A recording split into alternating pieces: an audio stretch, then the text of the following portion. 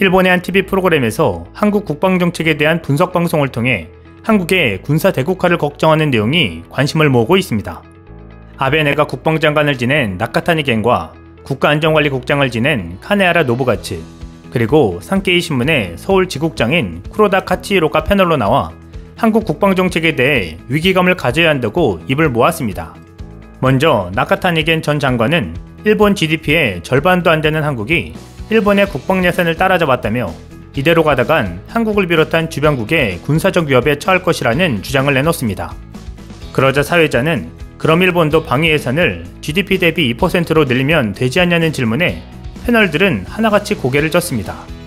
2020년 일본 GDP는 약 5,500조 원인데 이 중 80%를 고스란히 국채 상환과 지방을 위해 써야 하고 나머지 20%에서 1%를 국방비에 포함시키면 중앙정부에 돈이 없어 불가능하다는 것입니다.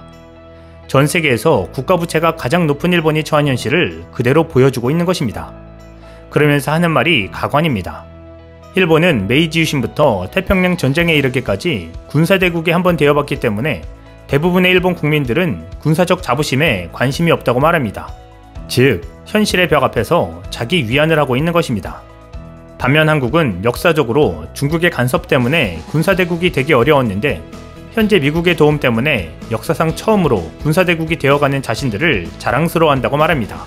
이는 곧 한국 정부가 계속 국방비를 증액해도 한국 국민이 반발하지 않는 이유라고 덧붙였습니다. 그리고 실질적인 양국의 국방비 사용처를 비교합니다. 한국은 징집제이기 때문에 싼 인건비로 55만 5천 명에 대한 비용이 국방비의 39%를 차지하는 반면 일본은 모병제이기 때문에 22만 7천 명에 대한 비용이 국방비의 43%를 차지한다고 설명합니다. 때문에 한국은 나머지 비용으로 무기 도입이나 국방기술 개발에 쓸 예산이 많아 부럽다고 말합니다. 그러면서 한국은 국가기관이 총괄하는 반면 일본은 민간주도라서 예산을 효율적으로 사용할 수 없다고 지적하고 있습니다. 또 자위대는 재해 대응 훈련을 하기 때문에 비숙련 인원이 대부분인 한국군과는 성격이 다르다며 자기 위안을 덧붙입니다. 한국군의 능력을 비숙련 인원이라며 비꼰 것입니다. 이어 사회자는 한국이 왜 항공모함을 만들려고 하는가라고 묻습니다. 한국 입장에서는 미국 항모전단을 보조하는 이지스함을 만드는 게 더 낫지 않냐는 것입니다. 정작 자신들은 이즈모함과 카가함 두 척을 항공모함으로 개조하면서 한국은 미국의 보조 역할만 하면 되지 않냐는 식의 얼빠진 질문입니다. 이에 나카타니 겐 전 장관은 항모와 함재기가 있으면 더 멀리 보고 더 먼저 때리고 더 효율성 있게 해군력 운영이 가능해서 제대로 된 해군이라면 항모를 추구하는 게 당연하다고 설명합니다. 이어 한국은 장기적으로 세 척의 항모를 건조할 것으로 예상하면서 군함은 세 척 체제가 아니면 의미가 없다고 강조합니다. 마지막으로 사회자는 2020년 무기 수출의 그래프를 보고 깜짝 놀랍니다. 한국이 이탈리아나 영국, 중국보다도 높다는데 놀란 것입니다. 패널들은 한국의 경영 전략을 칭찬하며 팔릴 만한 것을 잘 만들어 잘 판다고 설명합니다. 일본은 나름 잠수함에 대해 뛰어난 성능을 갖고 있다고 자부하면서 호주 잠수함 사업에서 탈락한 이유를 이렇게 설명합니다. 독일이나 프랑스산 잠수함에 비해 일본 잠수함이 동등하거나 더 뛰어난 점도 많았는데 일본은 자체 성능에 도취돼 적극적으로 세일즈를 하지 못했다는 것입니다. 반면 프랑스는 잠수함 판매에 파격적인 경제적 옵션을 제공했다며 일본의 패배 원인을 분석했습니다. 그러면서 한국의 전략을 배워야 한다고도 지적합니다. 비록 한국은 일본보다 한참 뒤에 자체 제작 잠수함을 만들었음에도 수출에 성공한 것을 두고 한 말입니다. 이 자리의 패널들을 비롯해 일본 정부는 평화를 지향하며 평화를 사랑하는 선량한 국가와 시민으로 포장하고 있습니다. 정작 일본은 넓은 해양 영토를 소유했으면서도 독도와 쿠릴 열도를 빼앗아 보려고 분쟁을 일으키고 있으면서 말입니다.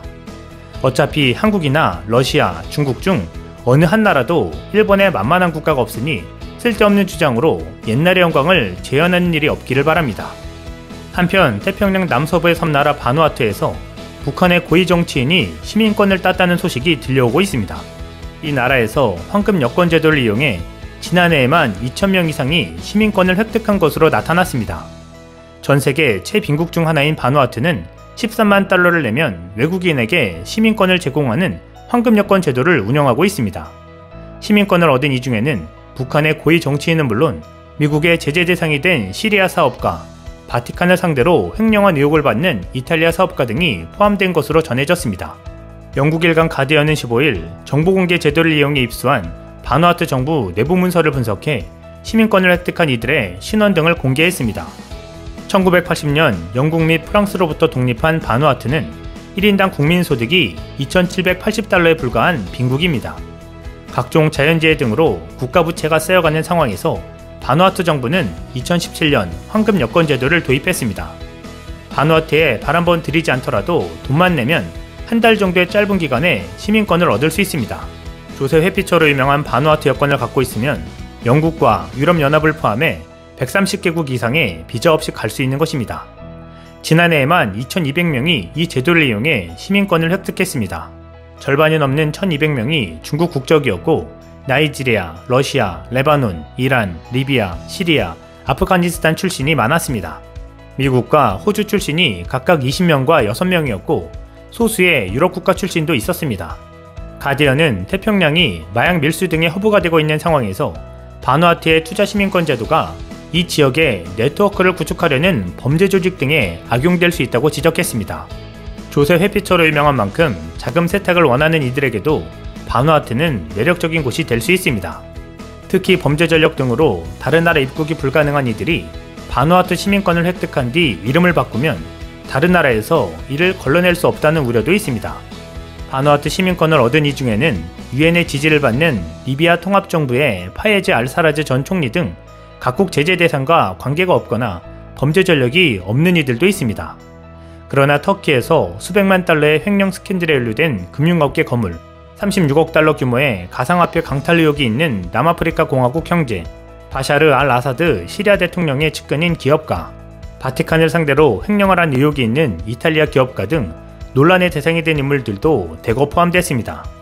가디언은 특히 바누아투 시민권 획득자 중 북한 고위 정치인과 아내가 포함되어 있다고 보도했습니다. 이들은 중국 여권을 이용해 지난해 바누아투 시민권을 신청했다는 설명입니다. 바누아투는 시리아와 이라크, 이란, 예멘, 북한 출신의 시민권 신청을 받지 않지만 5년 이상 이들 나라에서 거주하지 않았다는 사실을 증명하면 이를 허용하고 있는 것으로 알려졌습니다. 이들의 이름은 공개되지 않아 더욱 관심이 주목되고 있는 상황입니다. 북한에서 해외 시민권을 획득할 만한 배짱 있는 인물이 누가 있을까요? 그것도 고위 정치인과 아내가 포함됐다는데 해외 거주 중인 외교관일 가능성이 높아 보입니다. 아니면 이름만 도용하고 제3의 인물이 신청했을 수도 있을 듯 합니다. 가디언은 지난해 바누아투 정부가 이 같은 시민권 판매로 1억 1,600만 달러의 수익을 올렸다고 밝혔습니다. 이는 바누아투 정부 수입의 42%에 해당한다고 설명했습니다.